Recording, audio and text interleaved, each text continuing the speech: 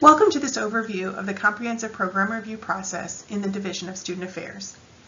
This presentation will give you an introduction to the purposes and processes related to comprehensive program review, better known as CPR. Based on expectations from the Office of the Vice President, all departments in the division undergo this process about every 5 to 7 years, with Student Affairs planning, assessment, and research providing training, overall coordination, and budget for the process. CPR is guided by principles of continuous quality improvement and recognition that the work departments do contributes to the Division of Student Affairs and Texas A&M University. Therefore, the purposes and goals support those principles by taking time to reflect on current and past performance and providing evidence of program effectiveness. This, in turn, shapes future planning, resource allocation, and assessment. Because the review addresses all aspects of the department, it provides a thorough foundation for decision-making and action. There are three main phases of the CPR process: the self-study, the external review, and the department planning process. The entire process can take 6 to 10 months to complete, depending on the time frame and needs of the department.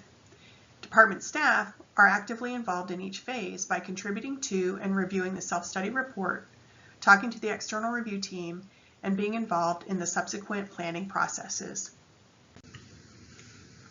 The self-study team, identified by the director, prepares a document that represents an honest reflection of where the department is, what it does well, and what changes could be made for the future. Although rare, the report could be used by itself for planning without the external review. The self-study report contains 3 major sections. The department profile contains information about the department's history, services and programs, staff, budget, etc., and should be relatively brief to set the stage. The main part of the self-study report addresses areas such as mission and programs, human and financial resources, risk management, planning and assessment, facilities, and leadership. Currently, departments have the option to choose between the homegrown process historically adapted from the Malcolm Baldrige Excellence Framework and the Council for the Advancement of Standards in Higher Education Self-Assessment Guide, also known as CAS. The homegrown process is very qualitative in nature that focuses on systems and improvement, while the CAS process is more quantitative, focusing on meeting a set of generally accepted criteria.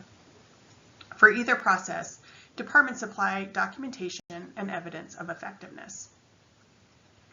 The findings and recommendations section summarizes what the department has found and identifies potential future directions.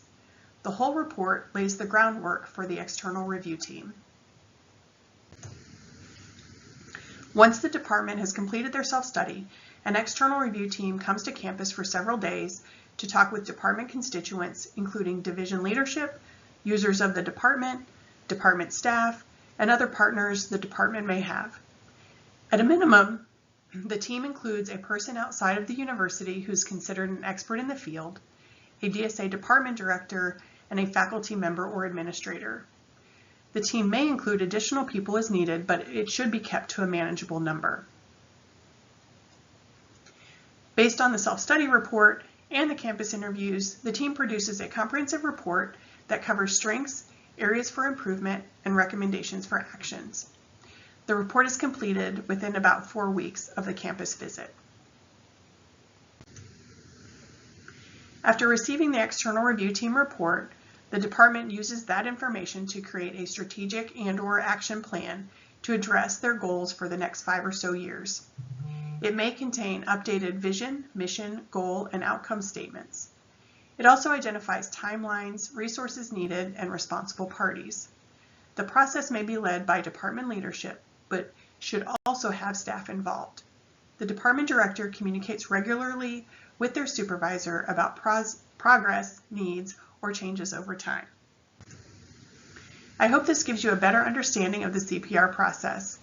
For more detailed information about CPR, please see the website sapar.tamu.edu/comprehensive-program-review, which has the detailed manual. You can also contact us at sapar@tamu.edu.